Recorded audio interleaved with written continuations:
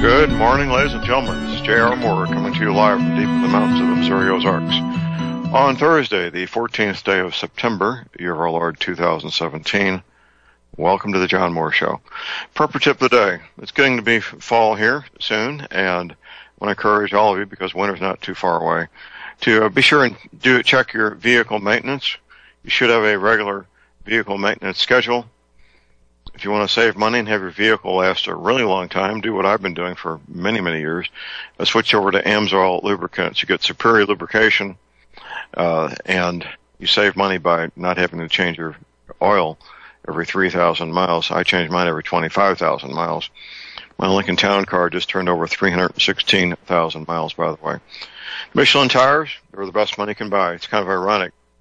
The difference between the cheapest tires that you can get, you never heard of the brand, and the tires that Rockefeller gets are about $50. The Michelin tires are the best. I've been using them for, most of my adult life, and I'm trying to think how many miles, about 750,000 miles of driving on Michelin tires, give or take a little. Yeah, that's about right. Approaching 1 million miles on Michelin tires. They never let me down.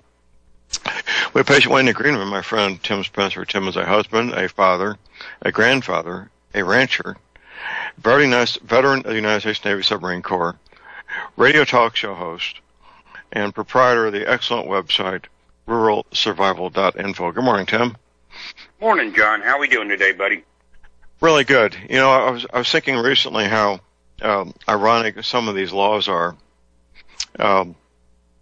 You know, Tim, if I was to go to Chicago and whip out a fishing pole and drop it into Lake Michigan there, and I did not have a fishing permit, I would be committing a crime, wouldn't I? Yes, to the best of my knowledge, yes. But if I sneak in from Canada across Lake Michigan and I'm an illegal alien, I can walk around as free as a bird, and according to the mayor of Chicago, I'm not committing a crime. True. You're right. The irony there is incredible. So, if John Moore drives to Chicago and decides to go fishing in Lake Michigan without a permit, I'm committing a crime, and they don't necessarily take you to jail, but they will write you up and fine you. Oh yeah, for that level of crime. Absolutely. But if I sneak in as an illegal alien from across Lake Michigan from Canada, I can walk about and go shopping, get a job, get an apartment, just like anybody else, as far as the mayor of Chicago is concerned. That is correct. Is this a strange world or what? It is. It's so silly. I don't even know the word for it, John. You know, we'll let murderers and rapists that are in this country illegally stay here. But the average Joe, you know, doesn't come to a complete stop at a stop sign. Oh, it's the end of the world. Right. Well, we got to have our priorities straight, don't we? I guess so. Well, the world is a fast-changing place. We've got these storms, of course, have been the headlines now for quite a while.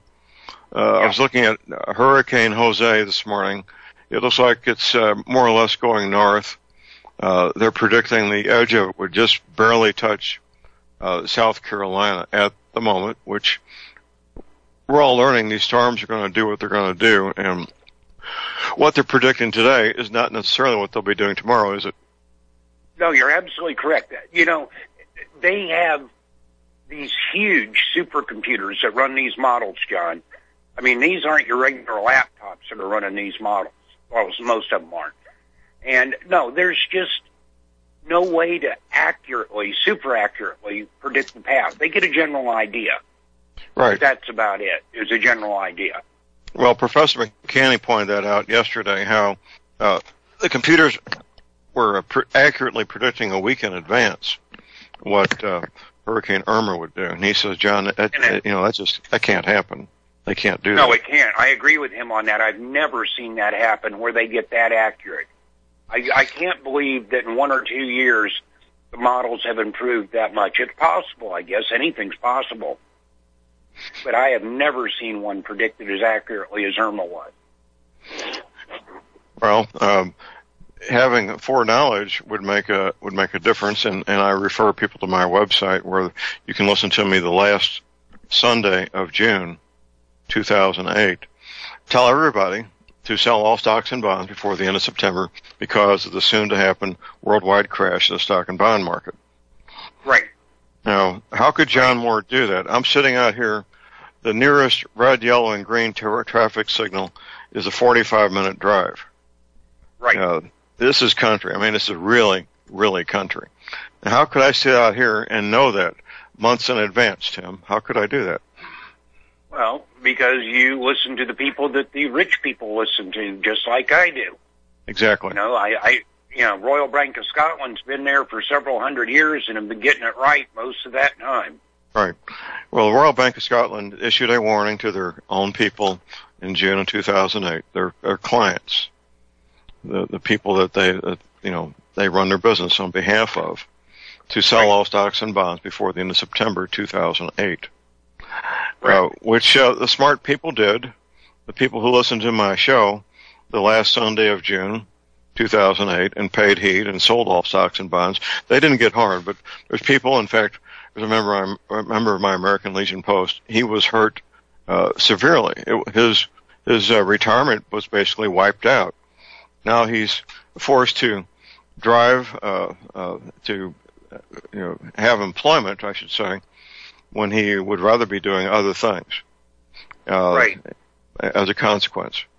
And this is conversely, I know people that bought into Ford when it was down to $2 a share. Bought several thousand shares of it and are doing quite well right now. Right.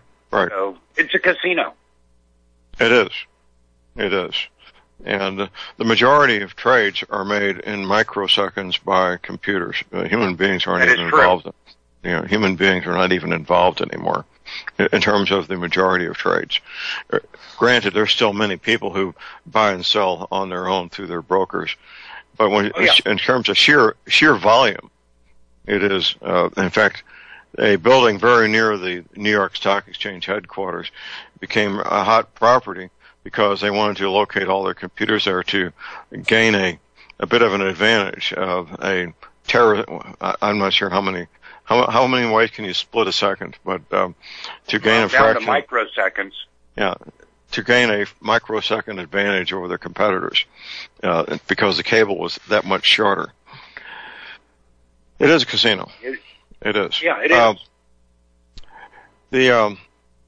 Going back to Hurricane Jose, Professor McCanny thinks that it's going to be, and of course this is all, I'm just paraphrasing what he said yesterday. He believes it's going to be ginned up, made more powerful, and used as a weapon against the East Coast of the United States.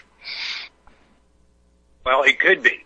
I'm not saying it isn't. I mean, we know for a fact that weather modification exists. China has actually farmed out its services to other, countries in the area, and so we know that absolutely these storms can be modified and steered. All right. The question is, who's pulling the strings? Who's making it happen? That's the part I've never figured out. Well, Professor McCanny also mentioned yesterday, his surprise and mine as well, that mainstream media is revealing the use of space-based laser technology to manipulate weather. Yeah. And that apparently HAARP has become old school and no longer the state of the art. Now the state of the art is these space-based laser weapons to manipulate weather. Yeah, I've heard that. I don't know that much about them. Believe me, during the years that HAARP was the top of the cutting-edge technology for weather manipulation, I knew a lot about that, but I have not studied up on the lasers yet, John. Well, it's going to be difficult to find anything on open source. Dr. Deagle has been talking about this for years, how he had patients who were working on that technology reveal that it was real. And now mainstream media is actually backing that up. Right. Well, Tim, a week from today, you're going to be undergoing a surgical procedure, aren't you? Yeah, they're going to take my left leg somewhere below the knee. They're going to try to take it off as low as possible towards the foot as they can, but it depends on the condition of the bone as they work their way up. Yeah, halfway between my knee and my ankle is about the lowest place it'll be. And, of course, they have an option of coming within 10 centimeters of my knee, so okay. I'll just have to wait and see what happens. Well, it's as you explained yesterday when we were having lunch, that the more they leave below the knee, the more options you have in terms of your prosthesis, right? That is correct. That is correct. Okay. At least that's what I've read and been told. Well, this has been you've been working on this now to recover from that injury for a number of months. Obviously, that's come to an end. 6 months as of tomorrow. Oh boy, what a journey that's been. Oh yeah. Well, there's been unexpected expenses involved in transporting you and your wife back and forth to Columbia, Missouri, which is how many miles one way? Let me see, 90, 30, about 125 about. 125 miles, and your wife stays up there with you. So, right. If people want to help out the Spencer family financially, what would be the most efficient way to do that? Well, go to ruralsurvival.info. About halfway down on the right-hand side of every page, there's a button that says support, SUPPORT. Click on that. It takes them to a page, and they can read about things there. And there's another button that says support. Click on that, and it takes somebody to PayPal. And, anybody with a credit card or a debit card or whatever can contribute, and those contributions are most sincerely appreciated. Now, what we found out last night was there was a problem with that PayPal link. Maybe because it had been there for 8 or 9 years, for supporting the website, they finally pulled it or something. But anyway, everything is working now. Oh, okay, good. Tested last night. I'm glad to hear that, because I was putting that information out yesterday also, and there may have been some people who weren't able to donate because of that. Another way to support would be to buy a flash drive. That's a win-win situation for everybody, isn't it? Yes. Oh, yeah. I mean, it would help us out tremendously. I think we've got 7 or 8 ready to go right now. Those flash drives contain 1,570 documents of very useful information. Very small. I carry one in my wallet. You carry one on a lanyard around your neck. The amount of information on there is just incredible. And, of course, people can put their own documents on there, insurance papers, car titles, and stuff like that also. Scan them right in. And it's a wonderful place to have stuff. I would hazard a guess that there's several tens of thousands of people in Metro Houston and Florida who would dearly love to have all their important documents on a flash drive on a lanyard around their neck instead of those important documents floating around in the Gulf of Mexico now. Oh, absolutely, John. That's true. Right. Even people down in Florida that, particularly those in mobile homes that, their mobile homes were trashed by the little spin-off tornadoes off that storm on the northeast edge of it. On Brevard County and Volusia County, they'd love to have those documents back. Absolutely. Well, talking about Florida, we have a confidential source on the ground there, giving us updates on a daily basis. What's the current updates from your confidential source? Okay, lots of people with no electricity, lots of road debris, as in branches, some full trees, power poles, some power lines, lots of structures like non-attached garage buildings, mobile homes, fences, carports. A lot of those things are really pretty trashed. The National Guard is distributing water to people where pretty much they can get to everybody now, but the National Guard's out distributing water. At least the part I know about Brevard County, there is very little, if any, looting. Apparently that is much farther south, getting into the Hollywood down towards Miami area where that's going on. Right. But right. That's the info I have right now. Okay. Well, you'll get me updates as things move forward, and I can get them out to our people here. Right. Yes. I was reading this morning about the Pentagon shipping billions of dollars worth of weapons to the Syrian forces that are allegedly fighting ISIS. Of course, the Kurds are the ones that are really doing the fighting, aren't they? Yes, for everything I understand, it is the Kurds that are mainly jumping into it. Historically, we've always picked the wrong side in the Middle East. Of course, right. The smart thing would be stay out of it completely. But our government's just not going to do that. We don't have a history of keep minding our own business. But the Kurds would be the people to support. Right. Now, I think there's different factions. I know one faction of Kurds are Marxist in their beliefs. Right.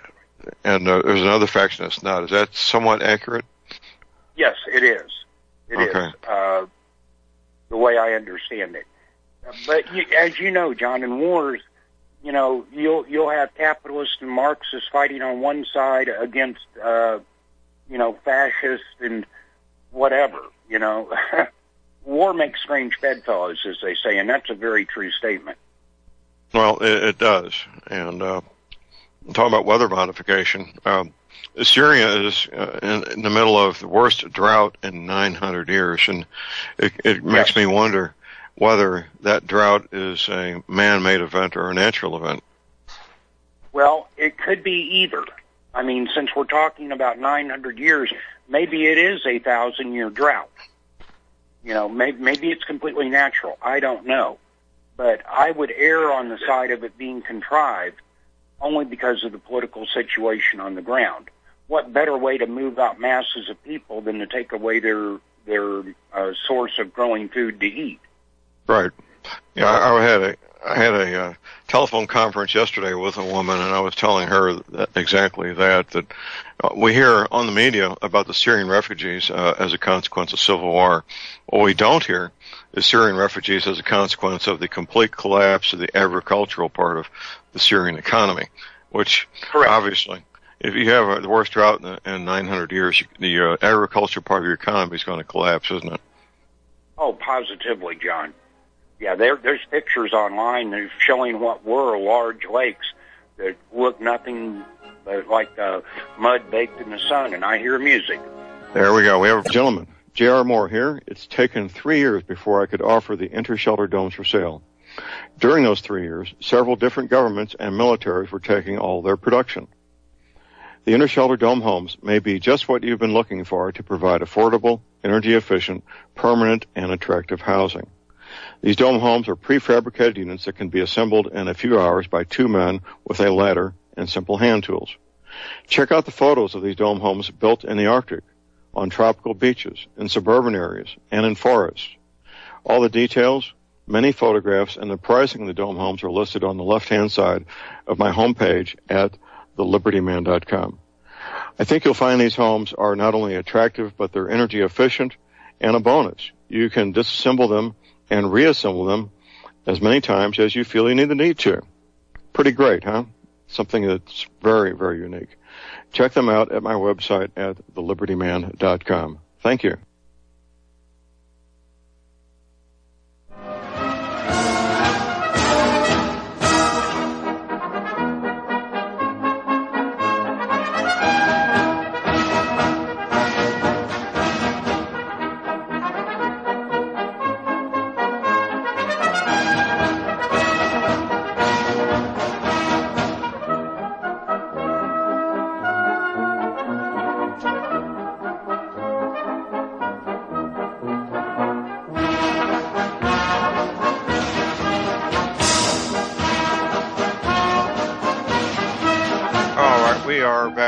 We're back. J.R. Moore here on Thursday, the 14th September, visiting with Tim Spencer. His website is linked to my links page at thelibertyman.com.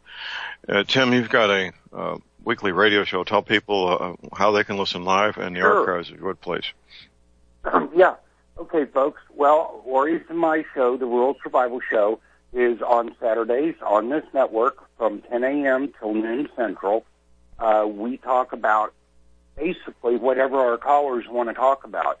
A lot of it is formulated, a lot of it's geopolitical, a lot of it is health. And we have a really good time listening to what other people have to say, offering comments where appropriate. And it's something that Lori and I both look forward to every single week, and we have a lot of fun. When you call in, you might have to wait a while. We normally have nonstop callers, but it's a heck of a good show and lots of fun, so I invite people to join in and listen and call in. Okay, and how can people listen to the archives? Okay, well, sometimes the archives are posted on RBN, but what I try to do by the end of the weekend is get a YouTube video up of our show. And just search the Rural Survival Show on YouTube, and you should be able to hear our latest show. And all right, that makes it easy. Okay. Well, recovery from these storms will take many, many months, and in some cases years, won't it? Oh yeah, it will. It will. Lori and I have had experiences through these storms. Some of them, everything's cleaned up in a month or so, and some of them, it might be 3 or 4 years down the road before everything is restored. It's amazing that it can take that long, but it can. Especially the debris cleanup. That seems to be what takes the longest. They get those power poles up fairly fast. I was reading down in South Florida, in a couple of counties, they're just going to have to start all over from scratch and re-electrify the county. Meaning the damage is that bad, and that's going to take months. Right.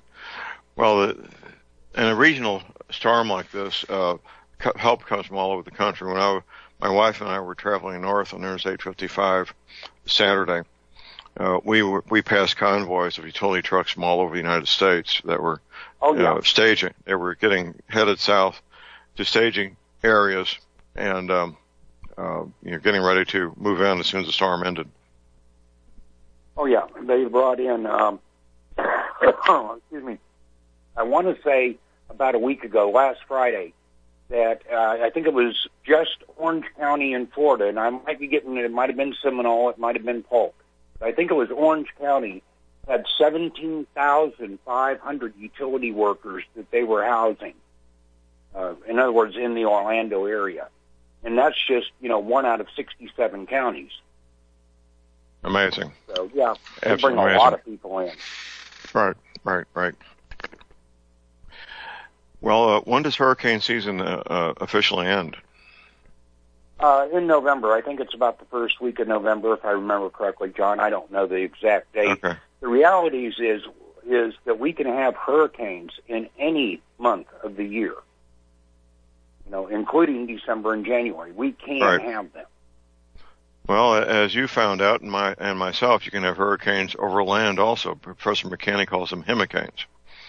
Right. I think the actual weather name is derecho. But yes, absolutely. We both found it out. I've only got 47.9 acres or 49.7, something like that. And we lost over 60 real big trees. And I mean big trees. Right. Of course, we harvested those trees and it helped a little bit.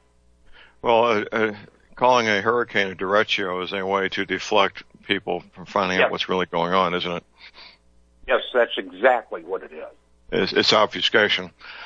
And yes, so we now have hurricanes forming over land. We have hurricanes over cold water in the Atlantic off the coast of New York, Hurricane Sandy. Right. Which goes back to Professor McKinney saying that all cyclonic storms are electrical in nature. They have nothing to do with warm water, cold water, anything. It's electrical energy that's making these storms happen. Right. I agree with him because the warm water theory does not hold water, pardon the pun. It just doesn't. If it did, why aren't we having dozens of hurricanes a year in the Mediterranean? The Red Sea, right. the Gulf of Aden. Those are some very, very warm bodies of water, aren't they? Yes, they are. Yes, sir. Oh, well. Why can't they just tell the truth? That's a good question. I don't know. It is. Okay. I think that telling the truth would shake people's confidence in the weather industry, and I don't call it industry lightly. That's what it is. It is an industry. Right. Well, the whether people in the Australian government got caught recently manipulating the numbers. And right. They certainly got some egg on their face, didn't they? Oh, yeah, absolutely they did.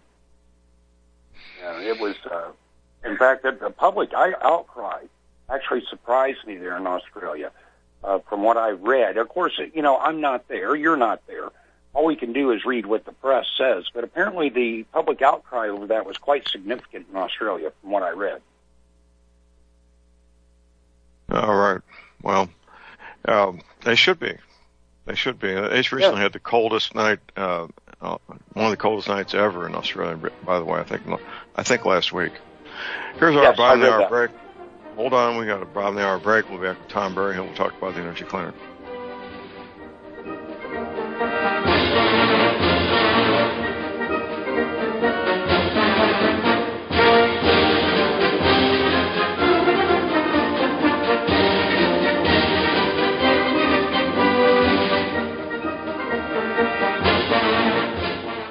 Ladies and gentlemen, J.R. Moore here. I've worked with men and women involved in the high-end shelters for years. With the Ozark Survival Homestead, you get things you don't get with the high-end shelters. You get a opportunity to be in the bunker, of course. You also get a home, a 60 by 90 lot. You get your storable food, your livestock share, your garden, greenhouse share, your seed bank share. One person to have everything they need, right at $25,000 for a family of three, 37.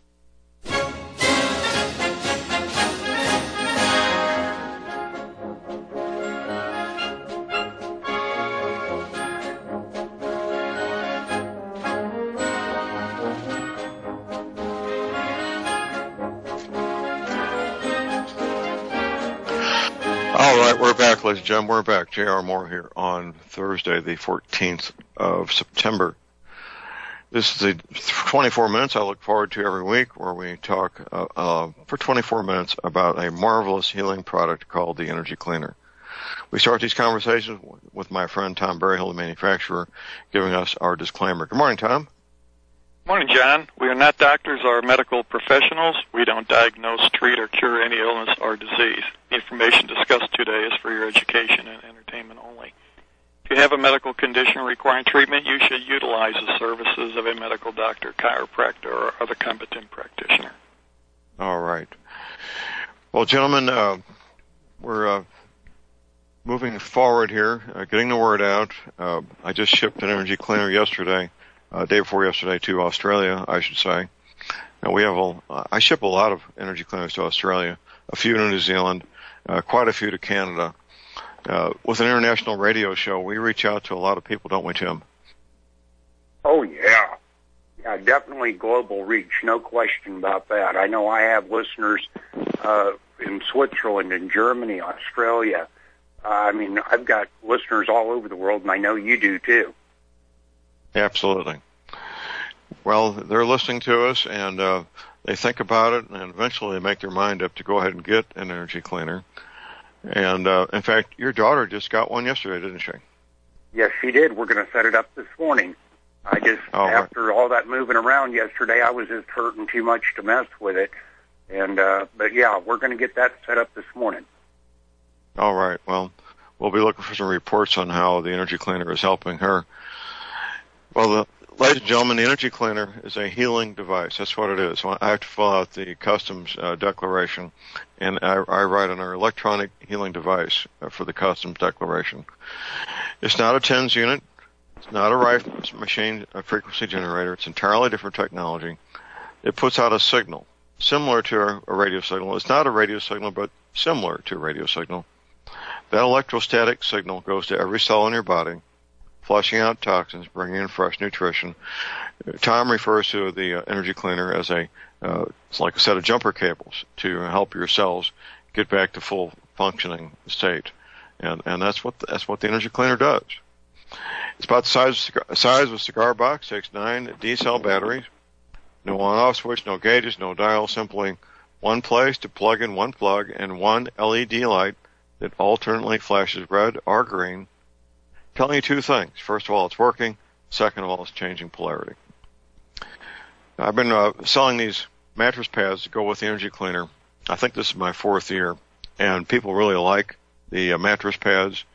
Your daughter, Tim, got a factory-made fitted mattress pad for her bed yesterday. Right.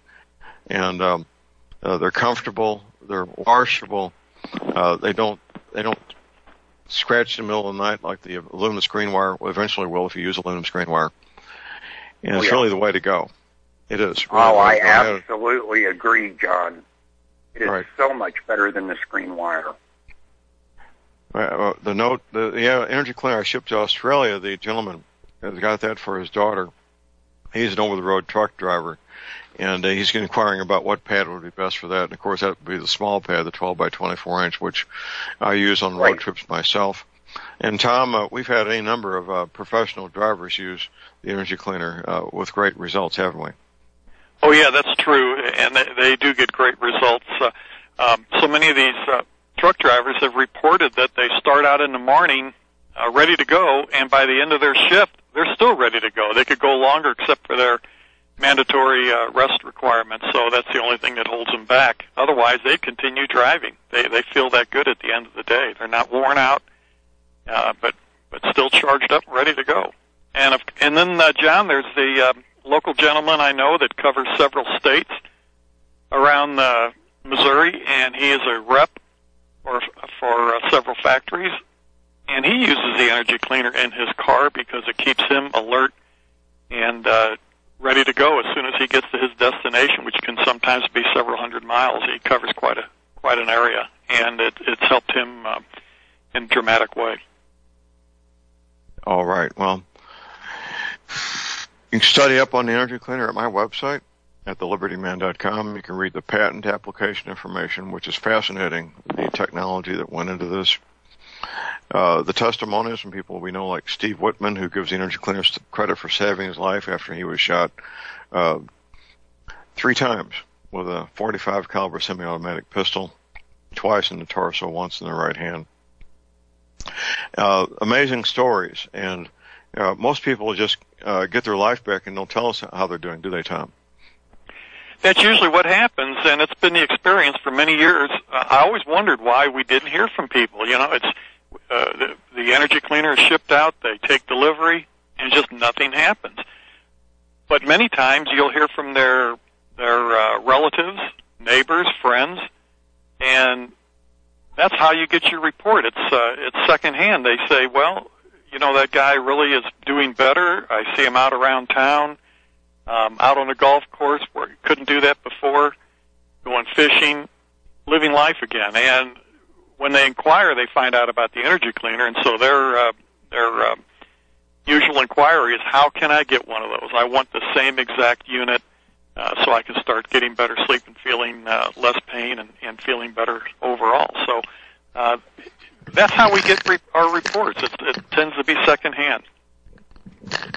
Hey, Tom, this is Tim. I got a question for you, buddy.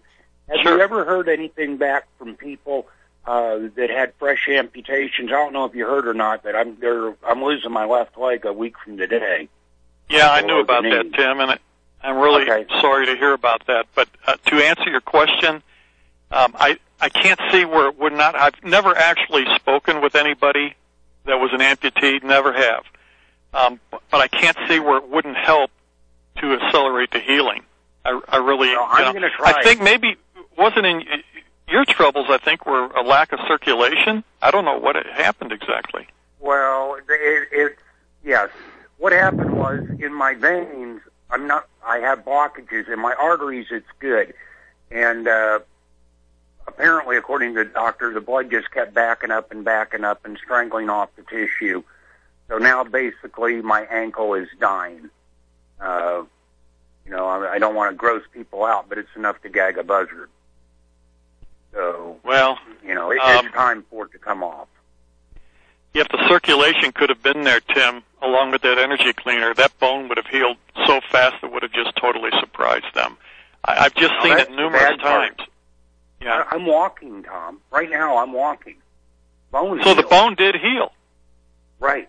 It's everything, the skin around it, and flesh, and all that. That's bad. That's what's starting to go gangrenous and all that.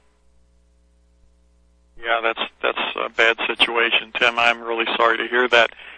I can't tell all the listeners that we've had numerous people with broken limbs, broken bones, cracked ribs, where the bone actually healed in less than a couple of weeks. And I know in one case where the patient was told absolutely no pressure on that broken leg for at least 8 weeks, only to be walking on it in 2 weeks, or actually a little bit less than 2 weeks. So that is incredible. Yeah, and the doctor was just speechless. Had never seen anything like it, and made comments about the healing. He called it a demarcation line where the bone mended. There was it's like a metal rod was put in a perfectly good leg. You could not even see where the break occurred. And then in my own case, I broke a little finger on my left hand working on a lawnmower. It fell and snapped it. Boy, you talk about pain.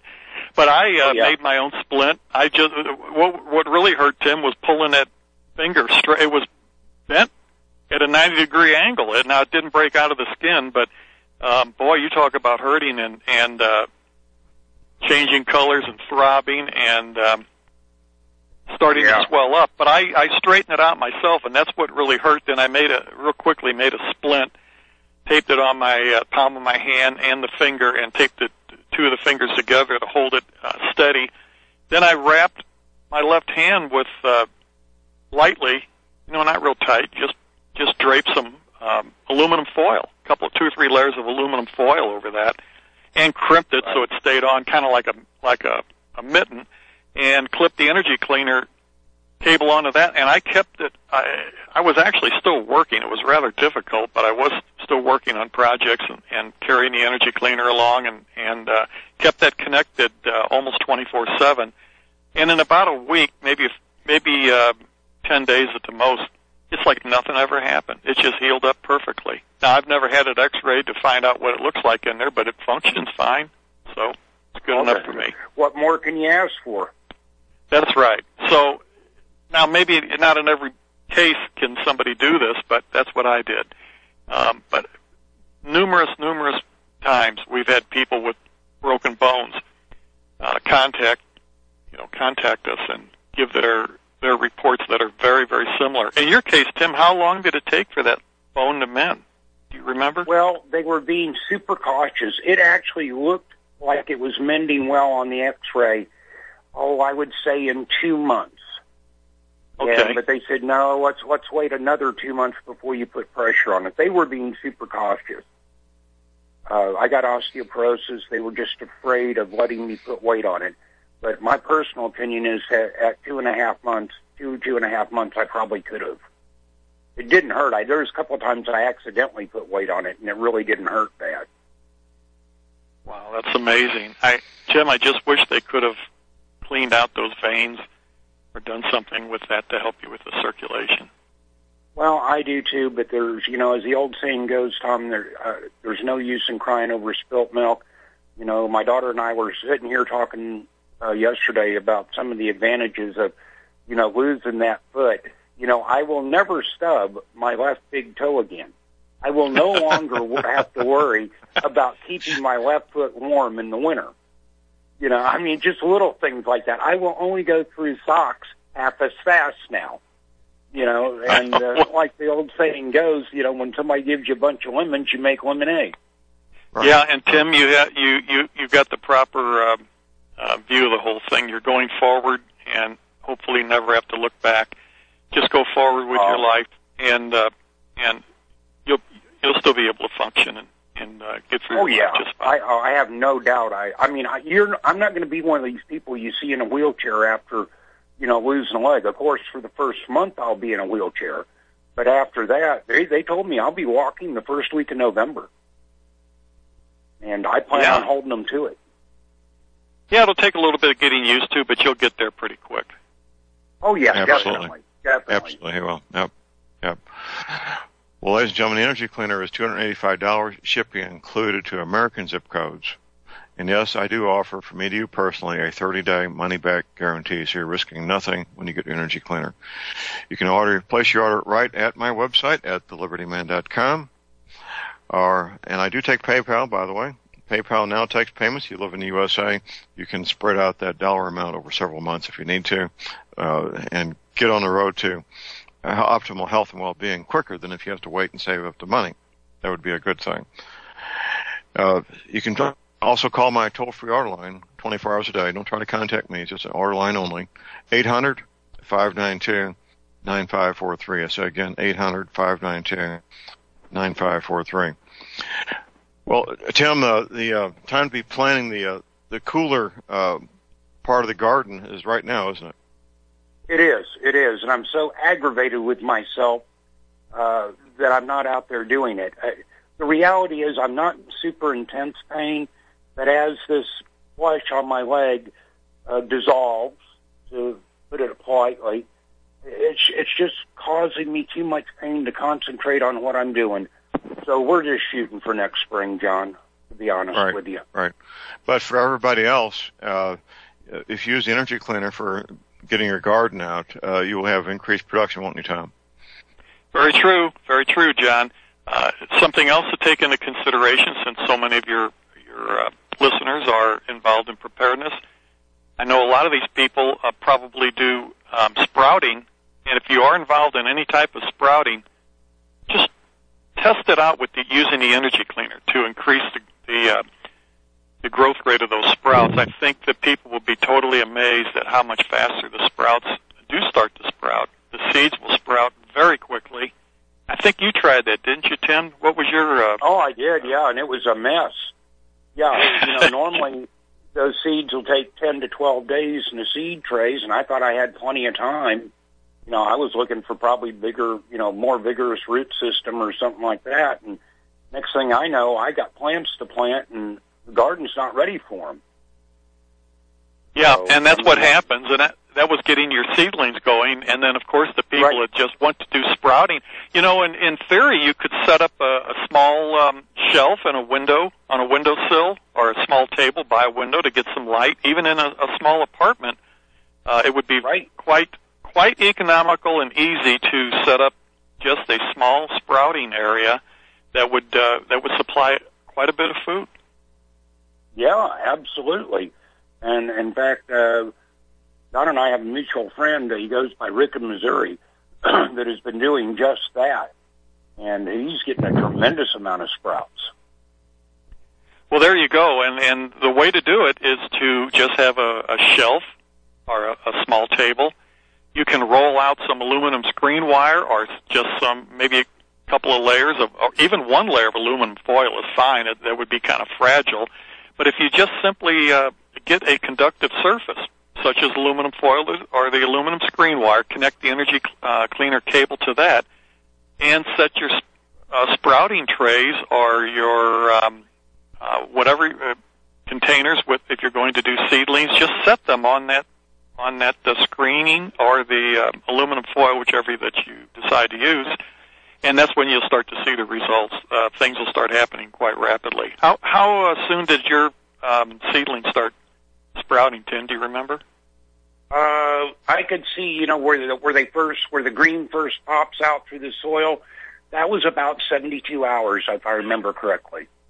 And what would it normally be had you not used the energy cleaner? My guess is 5 to 7 days. Yeah, so it pretty much twice and half the time. So it was right.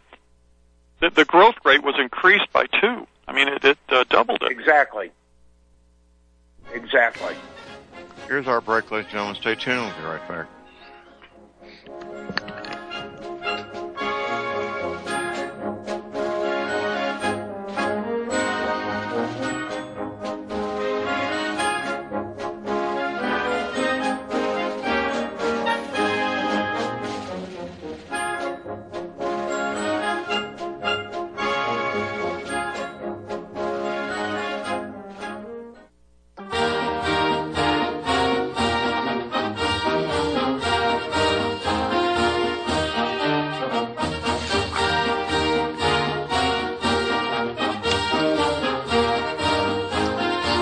We are back, ladies and gentlemen. We're back. J.R. Moore here on Thursday, the 14th September. Well, we're talking about energy cleaners. It's a healing device. I use mine every night. Tim got his life back using his every night beginning 7 years ago, starting year number Absolutely. 8 this month, I believe. I talk occasionally about energy cleaner procrastinators, and Tom, you've been at this a long time, 17 years, and you've seen people wait 6 months, 8, 10, 12 months before they finally make their mind. And then they, just like Tim, who only waited two weeks, they regret having waited all those months, don't they, Tom? Very true, and many times these same people will say, I could kick myself for waiting so long. Had I known about this even sooner, and had I taken action sooner, I would have been so much better off. So, but they're grateful that they can now get some help, better sleep, pain elimination, and move forward in life. So, I guess better late than never. But it's and John, the offer that you have with a money back guarantee, I mean, people can't go wrong with that. They can give it a try, and in almost every case, it works for them. There are a few, but very, very few that don't get any benefit from it. Absolutely. So, stop procrastinating, pick up the phone, call my toll-free order line, place that order, 800-592-9543.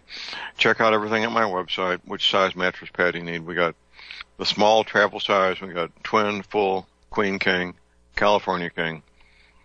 I've got pretty much everything in stock. I got more mattress pads coming the next day or so. Typically, I get these orders out the next day. Sometimes it's a few days if I have to get some mattress pads on back order. But this is my home business. I'm the guy that reconfigures these mattress pads right here at my kitchen table. I'm the guy that processes the orders and boxes them up, takes them to the country post office there at Cherryville, Missouri. I filled up the post office 2 days ago, gentlemen, with about 10 boxes that were going all over the planet. And it's every time I put one of those boxes up on the counter at the Cherryville post office, I feel like I'm striking a blow for freedom, because there's another patriot who will have more energy to help our country. And of course, in the case of Australia, New Zealand, and Canada, help their countries also. And it's a very gratifying feeling, isn't it, Tom? It really is, and I'm glad you're getting them out all over the globe, John. Most of anything I ship out here is usually just locally, people I know and acquaintances, but you're shipping them worldwide. You're doing the heavy lifting, so to speak, and we're all glad that you're doing that. And it always amazes me, though, at how many go to Australia and New Zealand, but mainly Australia. Those people are very, very awake and aware as far as alternative health equipment goes. Well, in terms of the Australian culture, the men and women in Australia are the closest, I believe, even more so than Canadians to a certain extent, to Americans in terms of culture, work ethic, beliefs, and so forth. So that's why we have so many listeners down there and so many energy cleaners going to Australia. The box I shipped 2 days ago to Australia cost $56 in postage. And compared to what the benefit, is not much money, is it, Tom? No, it's well worth it, and they'll be very glad that they have it as soon as it arrives. Tim and Tom, thank you, gentlemen. We got our break. We'll talk soon. Thank you, John. Okay, top of the hour break. We'll be back with Don Kubley. We'll stay tuned.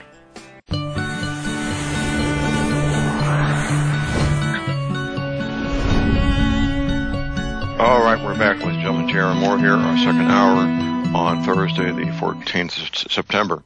Preparative today. Summer is over. Fall is here. It'll soon be winter. I want to encourage everybody to make sure their vehicle maintenance schedule is up to date. If you want to save money and have your vehicle last a long time, you might want to consider using AMSOIL products. I change my oil every 25,000 miles with AMSOIL. My Lincoln Town Car now has 316,000 miles on it. So you save money and have better lubrication with AMSOIL lubrication. Also, Michelin tires. The difference between the tires that Rockefellers buy and the cheapest tires that you can get you never heard of is about $50 a tire. So go ahead and get the Michelins. You'll be very glad you did. I've got not quite 1 million miles worth of driving on Michelin tires. They never let me down. So make sure your vehicle maintenance is squared away and ready to go for winter. That's your prepper tip of the day. We have patient waiting in the green room, my friend Don Kubley. Don is the CEO, chief cook and bottle washer at Intershelter Domes, and a very busy guy, always, but even more so since these are 2 hurricanes. Good morning, Don. And a darn cook, too, I might add. Yes, I bet you are. And that involves a lot of fish and wildlife from the wilderness of Alaska, too, doesn't it? That's all we eat, as far as meat goes. Yeah, it's been just a wee bit busy, John. I just got off the plane last night. I've been on the road. I was on the road during our last show down in L.A., meeting with a bunch down there on a homeless issue and on the Houston crisis. And been on the road ever since. Just got home last night. It's good to be back in Alaska. Okay, good to have. I'm sure you're glad to be back also. Well, ladies and gentlemen, we're talking about Intershelter Domes. Marvelous product, very unique. Nobody else on the planet is doing this. You can open up the crate when it arrives at your home and have it set up and ready to live, ready for shelter and living in just a matter of a few hours with two people, simple hand tools. You might want a ladder to get up to the higher parts of the dome. Your story about the intoxicated Haitians helping to put, I mean, that's just funny as can be, that they were able to do that. I need to ask, what inquiries have been a consequence of these 2 storms, Don? Just going through security and getting on the plane yesterday, I sold 3 containers to the Caribbean, to St. Martin's. That's 30 domes. And I've got 2 requests. One lady says she needs to house 5,000 people, and then another gentleman on another island needs to house 2,000 people. We're ramping up as fast as we possibly can. I don't know if you've seen the news clips of some of those islands, but they're just basically, it looks like somebody took a blowtorch to them, they're just wiped clean. It's awful. There's 95% of the homes and buildings on 2 of those islands that are gone, or at least unusable. Wow. I mean, this is a hot time of year down there too. Right. Right. It's a serious situation for a lot of people. Our prayers go out to everybody in the Keys and in Florida and in the Caribbean and in Houston. But you know, John, it's kind of like the when you were in the service. When you were really under fire, it's when everybody pulled together and worked hardest, and it seems that that's going on in Texas and Florida and in the Caribbean. You see some real great stories about people helping each other and going out of their way to do what they can. It's a beautiful thing. Well, I'm glad to hear that. And any crisis of this nature, whether it's a storm or combat, will bring out the best in people and bring out the worst in people. And the best in people far outweighs the worst in people, doesn't it, Don? Absolutely. Absolutely. Some of the stories are just wonderful. And they quit talking about Russia for a few days. What could be better? Yeah. This whole thing with we never had a president with such a fun nickname, the Donald. I mean, how neat is that? Oh wait, I thought that was my nickname. Well, we can, if you want it to be, I guess we can. Absolutely, the Donald. I prefer the Don. Oh, okay. Well, that has a whole different significance to it.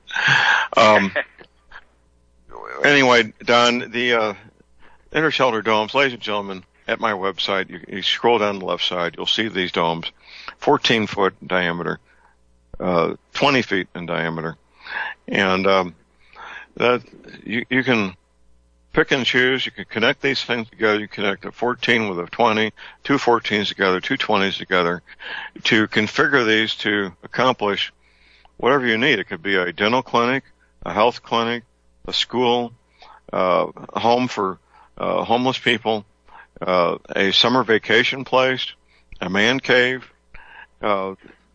anytime. Say again? Stores, retail space. Yes. I'll tell you a great idea that nobody's really jumped on yet, but I know they're going to. I'm not sure about your neck of the woods, but on the West Coast, these little espresso trailers are everywhere. Right.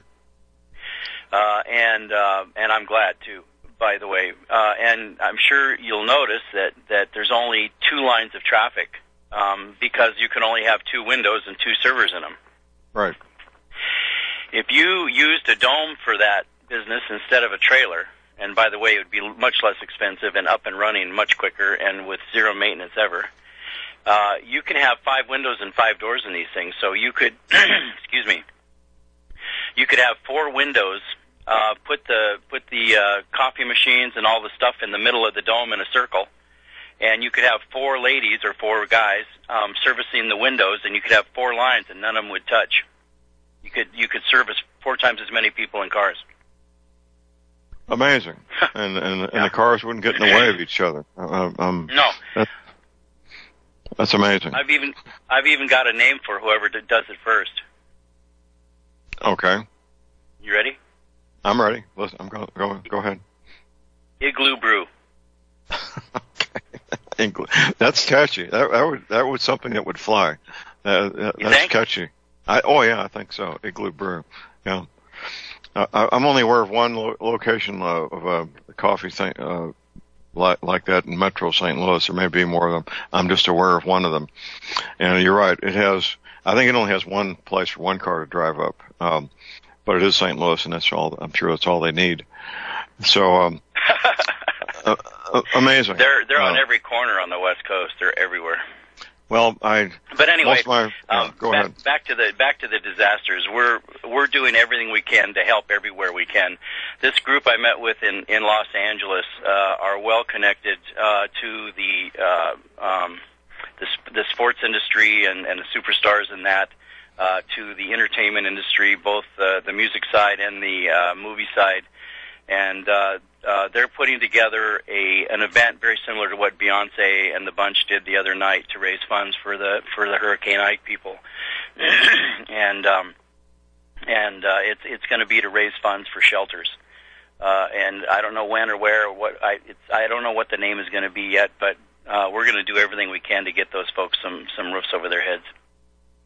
Outstanding. Well, that event the other evening was taken over and led by the leftists who were blaming cow flatulence on these storms and bringing the wrong light bulbs and SUVs, of course, while they're jetting in and out of with their private jets to this event. That whole political thing is pretty bizarre. But helping people get shelter is your mission, your mantra, and doing it in a cost-effective way. Shelter that needs no outside maintenance whatsoever. We don't know how long they last because there's no sign of the ones that are 25 years old having any signs at all of deterioration, is there? No, the reason we say they're good for 30 years is because that's when the first one was built. Every single dome that's ever been made is still in use. But my boat, as I've told you before, was built in the early 60s. It's made of fiberglass just like the domes. Only it's fiberglass they used decades ago. And my boat looks today like the day it was launched. And it's over 50 years old now. 1962 is when it got wet. And so we say 30 years. Bottom line is, if you buy one today, your great-great-grandchildren will be playing in it or living in it or hunting in it or whatever you're doing in it, they'll be doing in it. Right. Well, that's reassuring, and it's a legacy.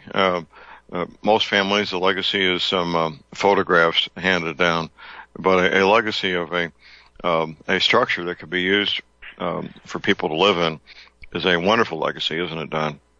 Well, just think of how families have pictures next to a tree they plant, and it gets bigger and bigger and bigger every year. Right. Well, just imagine 2 or 3, 4 generations of a family, all taking pictures in and around a dome. That'd be pretty cool, really. That would be neat. That'd be really neat. Yeah. We our historical society, we got photographs of people in front of the two-room schoolhouse that is now the American Legion, and those are very cherished photographs. And photographs of family members in front of these domes would become the same thing. That you exactly. could show your grandchildren photographs of your grandparents standing in front of the same dome. Yeah, I haven't seen that yet, but I'm looking forward to it. What a neat thing to do. If you got a question about the domes, give us a call at 800-313-9443. Well, I'm working with Dan Sutterfield, excuse me, you're Don, Dan Sutterfield, to get a dome up on Interstate 44. He's had no success so far with the one location, and he's looking at a possible second location. The traffic count on Interstate 44 is tremendous. It's probably in the range of 40,000 to 50,000 vehicles a day. I don't know, but it's a lot. And getting a dome up there would turn a lot of heads and bring a lot of people off the interstate to see what in the world is this thing that's sitting up here that we can see. There's no doubt it gets attention big time. I'd love to get it up there on that highway. Right. Well, we're working on it, and hopefully it'll happen soon. And when it does, it does.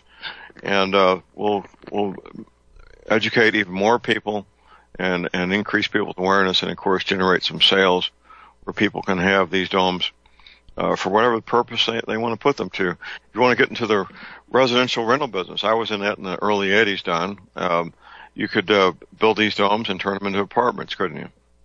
Oh, absolutely. Rental units is right in our wheelhouse, and low cost rental units. There's a lot of folks out there. I'll tell you, that's one of the things besides the homeless community in Hawaii that we're doing. And I just before I went on the air here, I got an email from the Senate Majority Leader, Senator Willis Sparrow in Hawaii. He is also chairman of the Housing Committee in the Hawaii State Legislature, and he's planning on putting hundreds of these up around Hawaii for the 7,000 homeless people sleeping on Waikiki. It's killing their tourism over there. But one of the reasons there's so many homeless people in Hawaii is because housing is so expensive. They have these tent cities where you'll have a big tent there, a family of 4 living inside it, and outside the tent they've got a Ram truck and a Mercedes. They're both mom and dad are working, and maybe sometimes 2 jobs a day each. And they can afford the payments on those cars, but they can't afford the payment for an apartment or a house. So they're stuck in a tent. That's how expensive the housing is over there. And, we can put a big dent in that. Absolutely. Absolutely. Well, that's certainly a worthwhile project, and give us updates on that as you move forward there, Don. Yeah, you bet. Yeah, I'd love to. Well, that's, I remember flying military standby once 30 years ago, and there was a lot of families that were waiting to fly to Hawaii. That was a popular destination, and they were stacked up waiting for days at a time to get their military standby flights to Hawaii. Very popular destination. Hey, John. Yes. It still is. Oh, okay. Well, I have no doubt whatsoever. I don't get it myself. I have no particular desire to go there. If somebody wants to pay me to, I'll go. But otherwise, I have no desire to go to Hawaii. So yes, but it's a popular destination, and a lot of people who can't afford the housing there.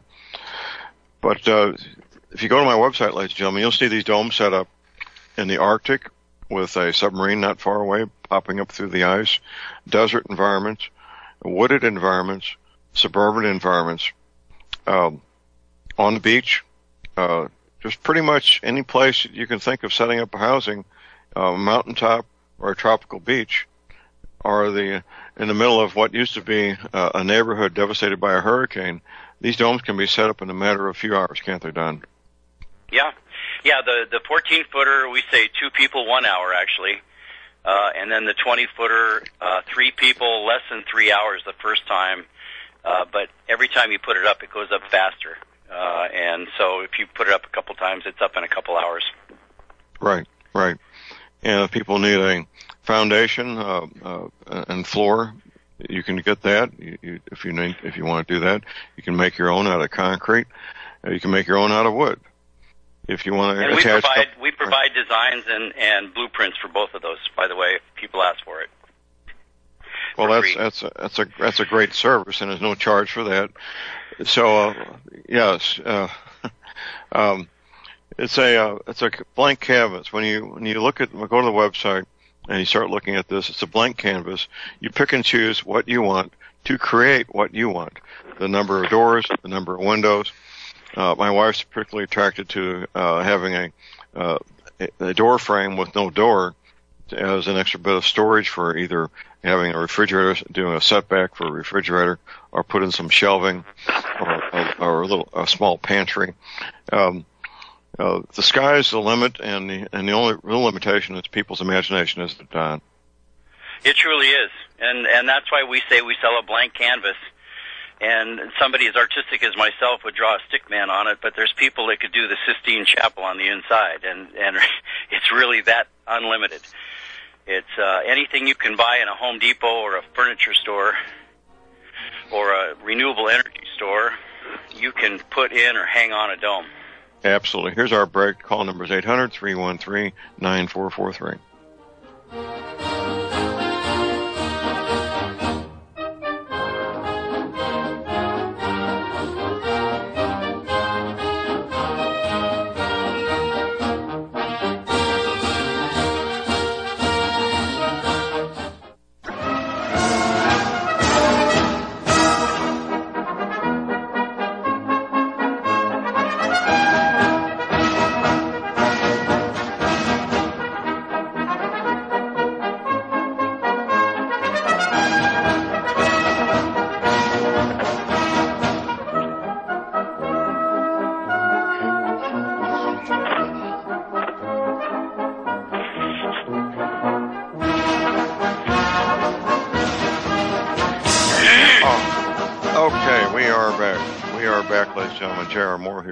Thursday, the 14th of September. The year is quickly slipping away.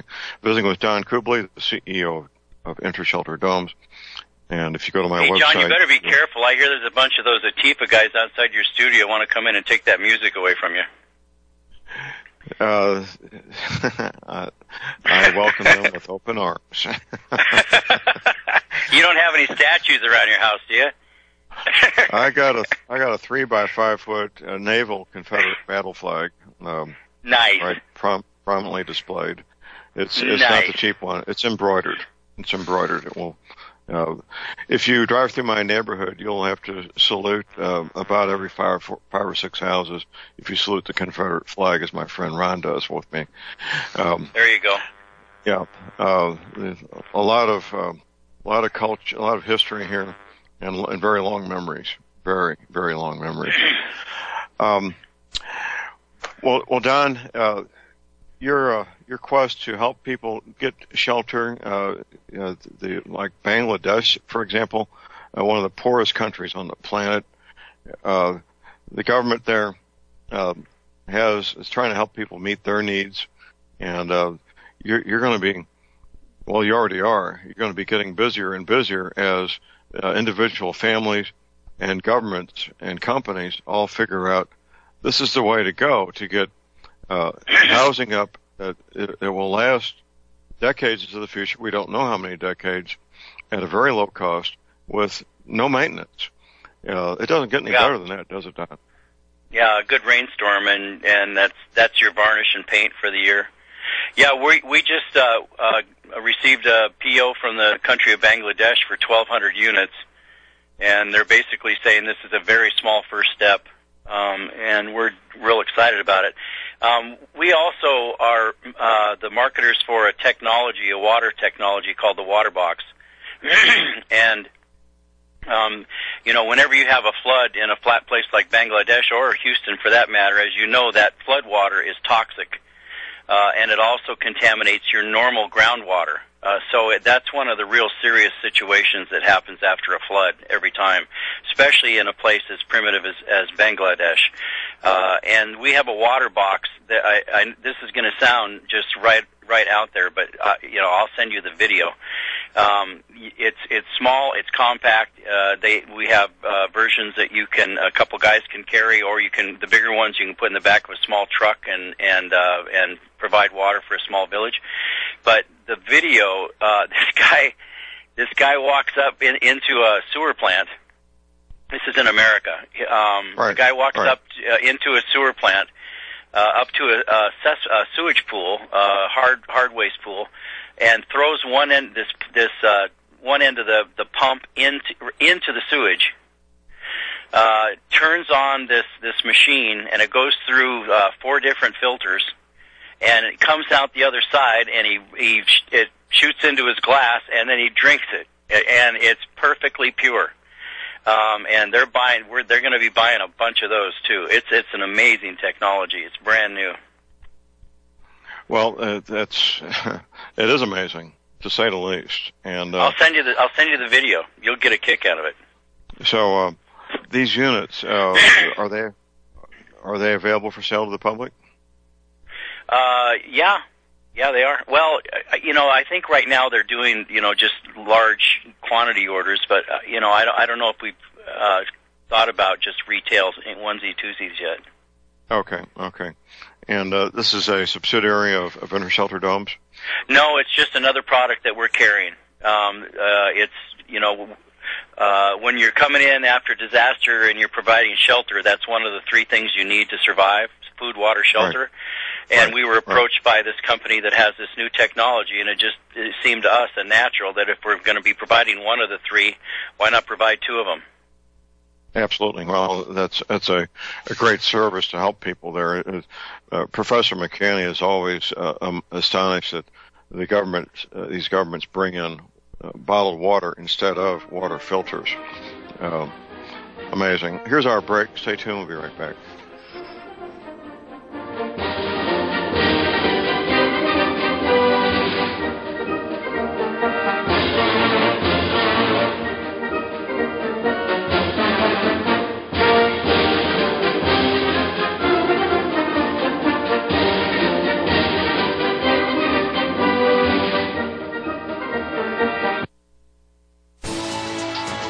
You are tuned in to the Republic Broadcasting Network. Visit our website by going to republicbroadcasting.org.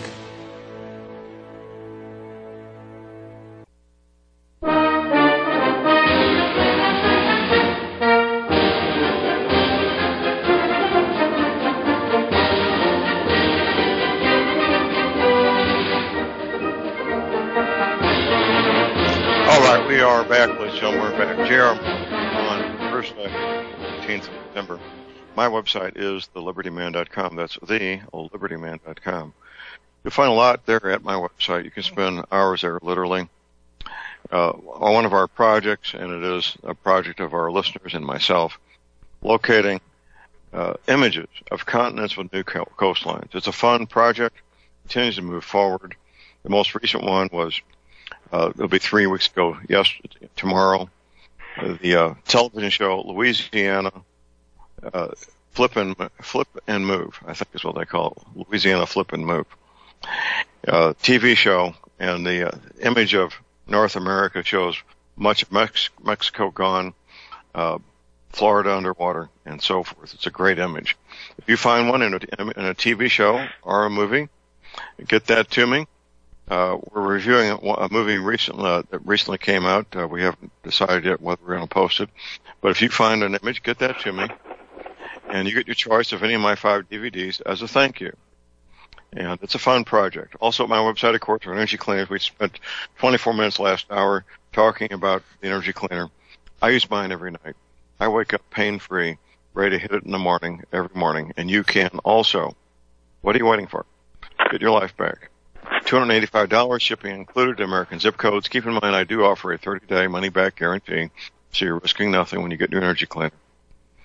The factory-made fitted mattress pads, they're a great combination. The mattress pads go with the energy cleaner.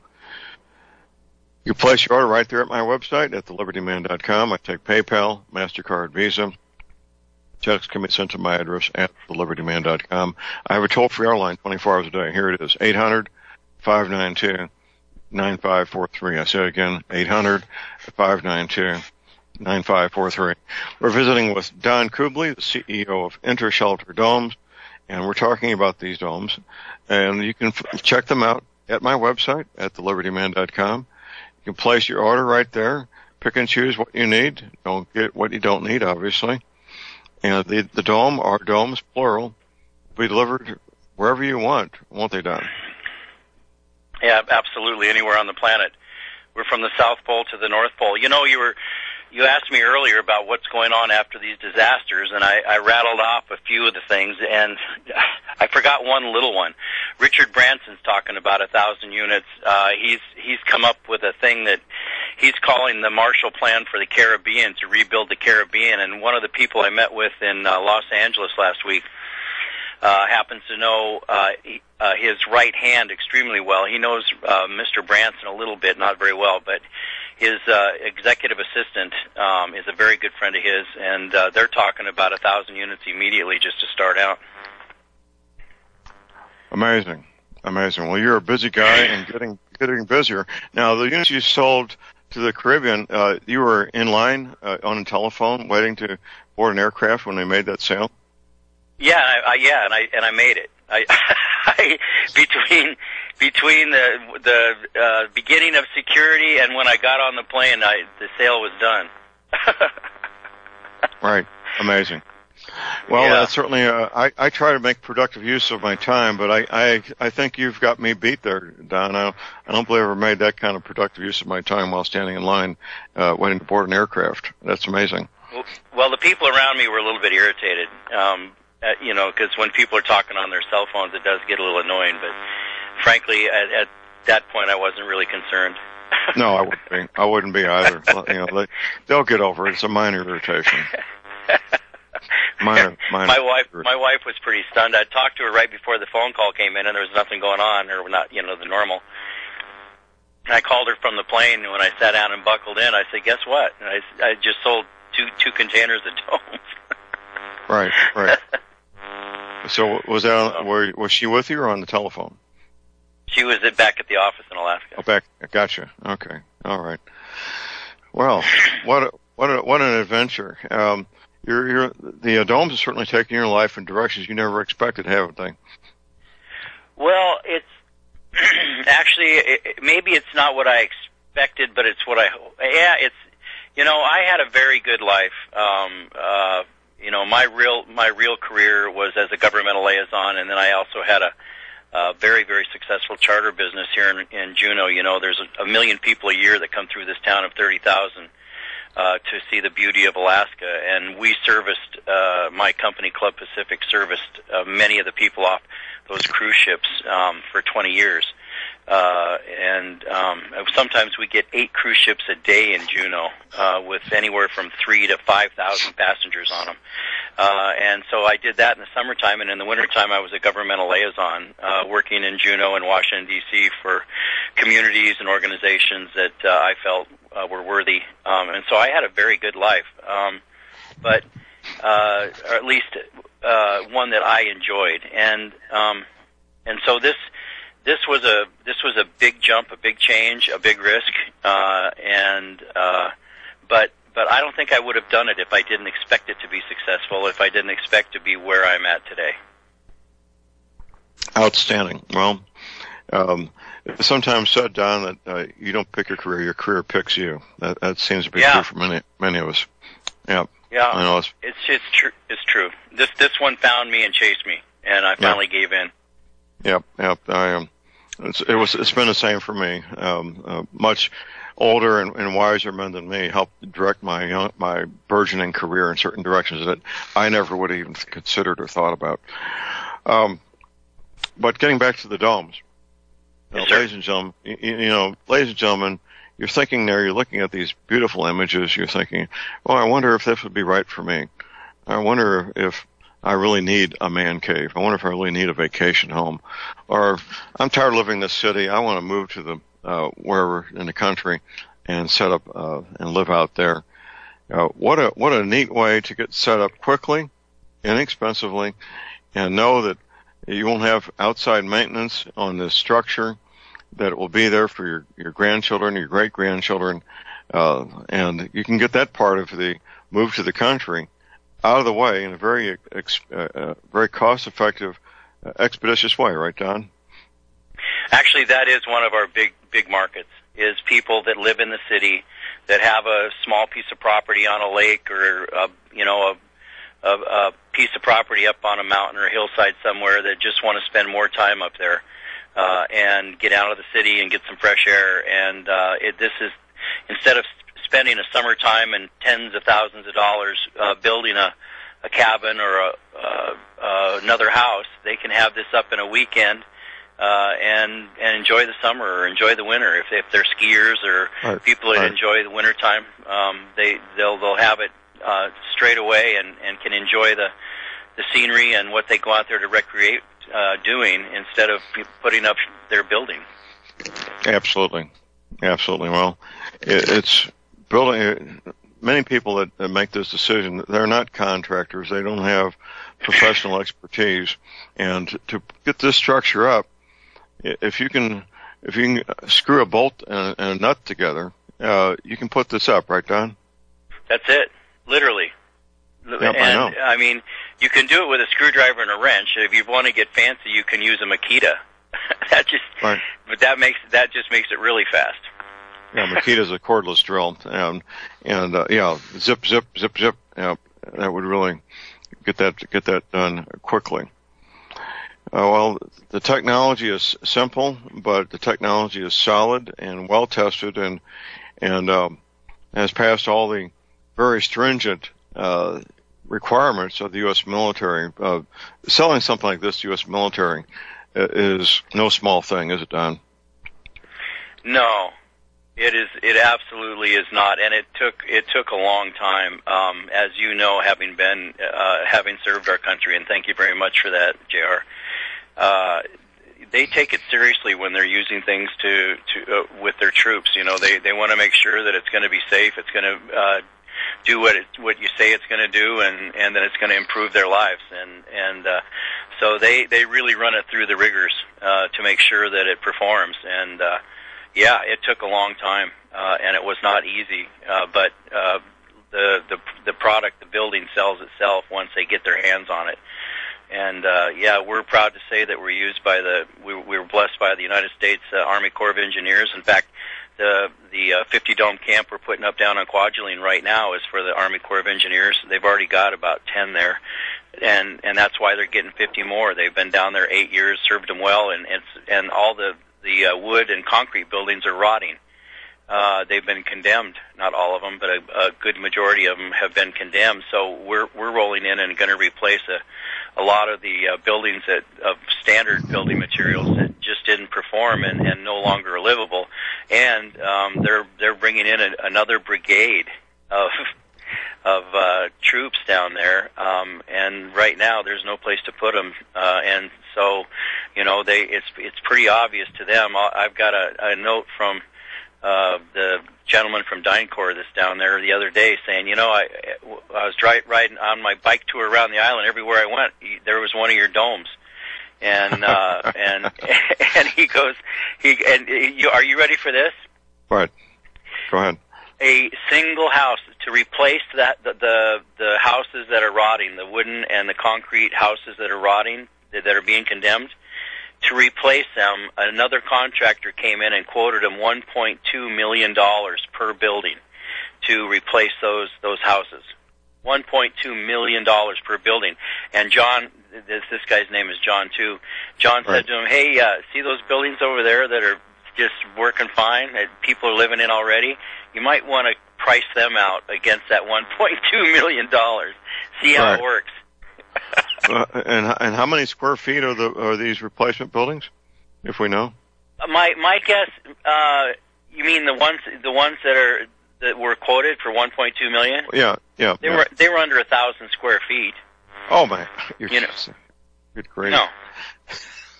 You know, so all you got to do is put 3 domes together, and bang, there you are. Yeah. Well, that contractor was looking to make a healthy profit, to say the least.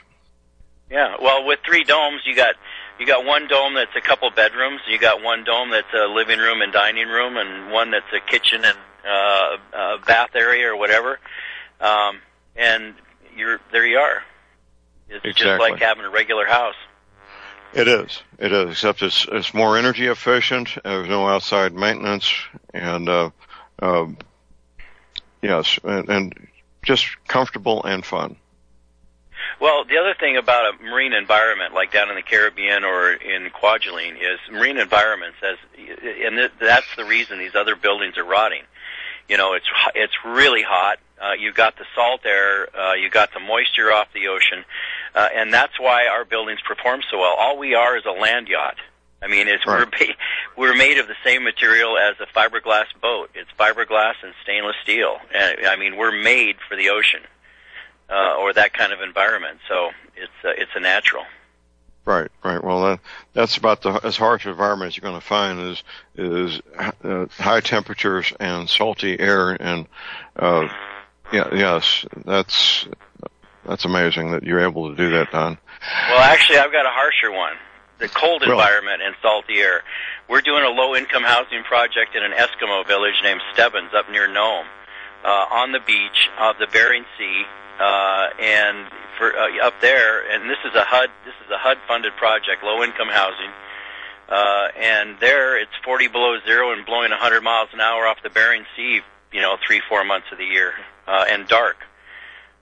So yes, the environment in Kwajalein is harsh, but I'm telling you, you get up in the Bering Sea and the Arctic Ocean on the beach there, and that's pretty darn harsh too. And we perform just as well there. 40 below, and what was the wind speed? 100 miles an hour.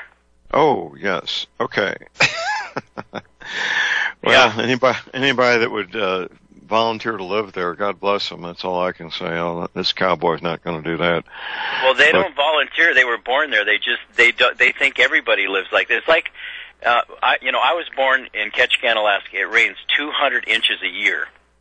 Right. It's cloudy and gray, 300 days of a year. And you just, when you're born and raised there, you just don't know any better. When I was a child, a fresh vegetable meant my mom just opened a can of peas. Until I went to college, I never ate a fresh vegetable. So when you're born and raised in a place like that, or in Stebbins, or in Nome, or in Kotzebue, you just think everybody lives like that. That's natural, normal. It's the way you do it, and most people can't afford to leave there. So right. It's really a matter of survival. It's a matter of just dealing with what life has dealt you. Amazing. Well, regardless of where you are, whether it's the harshest conditions you can imagine, 40 below and 100 mile an hour wind, that's pretty darn harsh. I can't imagine anything more harsh than that, along with the salt being in the air as well. Yeah. Amazing. Well, also in the air is snow that'll blind you. It's hitting your face so hard.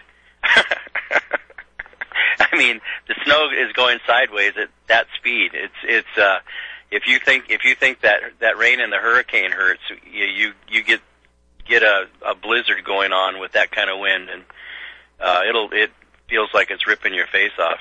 I bet. Well, I've been outside at night on patrol when it's 10 below, and that was pretty harsh, and the wind was almost non-existent. I cannot imagine 40 below and 100 mile an hour wind. It's just off the charts crazy. Yeah. But the dome, the shape of the dome is nature's perfect shape, and they don't catch the wind. The wind just goes right around it, doesn't it, Don? I actually think it pushes it to the ground. It definitely goes around it. Right. But I actually think it pushes it down, which makes it even stronger.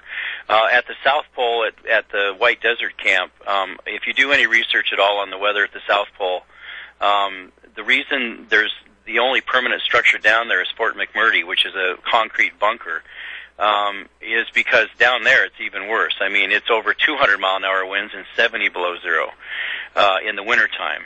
And so these glamping ecotourism resorts down there, they can only work 3 months in the summertime, kind of like our tourism industry up here in Alaska. We can only do it in the summertime. But our buildings are the first ones they've ever found that they didn't have to break down in the fall and take with them and then put back up in the springtime. We've been down there 8 years now, and they come back in the springtime and they cannot believe that they're still sitting there. They're stunned. Well, that's a good thing. That's a good thing. That's a great thing. It's a great thing, and I'm telling you, go to White Desert and look at their photo gallery. The name of the camp, they've got a video on the camp. Go to whitedesert.com, and they've got a beautiful gallery. Outstanding. We got a break here, Don. We have a break. We'll be back. Yep.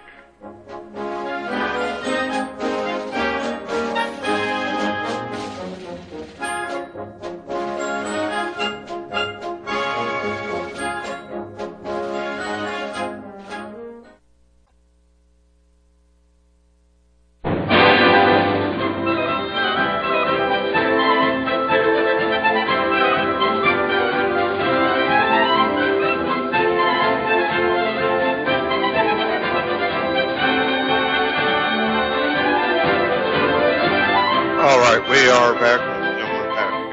We're here on Thursday, the 14th September, visiting Don Cooley, the CEO of Intershelter Domes. There's a link on my website to check everything out at libertyman.com. Don, I was looking at whitedesert.com. They do have the domes for housing. They're very elegant, very comfortable, it looks like.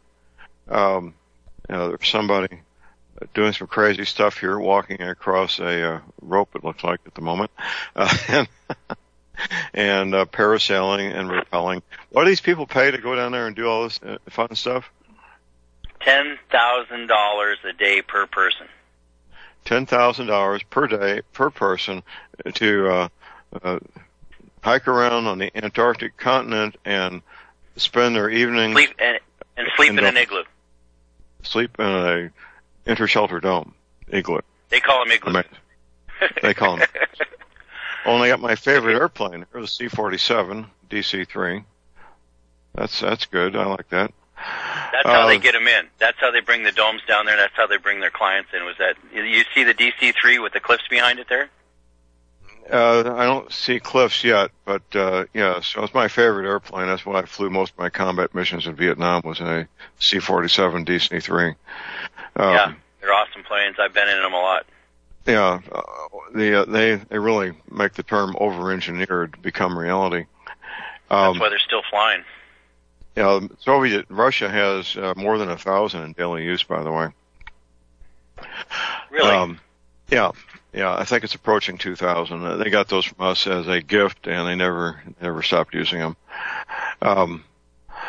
Well, the domes are being used at this resort at the Antarctic, where people go down there to look at penguins and do rappelling and be very comfortable inside the Intershelter domes at night for $10,000 per person per day. Amazing. That's right. Yeah. Amazing. Yeah, not my cup of tea. If I was going to spend $10,000 a day, there'd have to be a palm tree and a white sandy beach somewhere around me. I think so. But to each their own. If that's what people want to do with their $10,000 per person per day, God bless them. If they got that money to do that and have fun. That's right. That's what they should do. That shows you. There's domes. There's stuff. That shows you just what a great deal purchasing these domes is. For the cost that they're spending for one day to sleep in a dome, you can buy one and have it for decades. You own it. Right. It really shows you just what a great opportunity it is to purchase one of these. Absolutely. Well, it's worthwhile. I'm going to put a link up to this. I'm going to have Tim Spencer do this so that people can see the domes and being used in the Antarctic. There's a Toyota and there's a DC-3 again. Amazing. Absolutely amazing. The interior of the dome here, they got it looks like a wood burning stove, very comfortable seating, looks like a animal skin on the floor, a couple of leather chairs, a dining table set up with very elegant glassware and so forth. Yeah, so you can make these things as elegant or as simple as you choose, right? Oh, yeah, absolutely. Like my moose camp has 4 bunks, picnic table in the middle to eat at, and a big bar and a little kitchen. But I mean, you can put kitchens and bathrooms and sleeping lofts and dining and living areas, and I mean, you've seen some of the pictures of what you can do inside. It's really amazing what some people come up with. Right. It is. It truly is. Well, imagination can take people a lot of places, and this is what you need to be doing, ladies and gentlemen, is checking out the domes and using your imagination to accomplish your goals. Yep. Okay. Don, we're pretty much out of time. I don't want to be cut off by the music. I want to thank you for the referral to the whitedesert.com. It's a fun website to see how people that spend their time and their money. But well, when you go to their gallery, John, when you go to their gallery, they have several videos. You know, they have all those activities and fun events. You know, playing with the penguins and stuff. But they also have a video. It says camp on it. Look for that. Try to find it. It's a stunning aerial. It comes in from the air. They must have a drone or something, right. And it flies through the camp, and it's all in HD. It's a stunning video. Try to find that camp video. We'll do that. We'll get it up. Have a great week, John. God bless you. Thank you for your service, sir. Thank you very much. Appreciate it. Okay, that's it for the day. Get your medical supplies, your energy, clean your essential oils now while you can. Your firearms, ammunition. Never ever give up your guns. Have a fun, safe, productive day. And God bless America.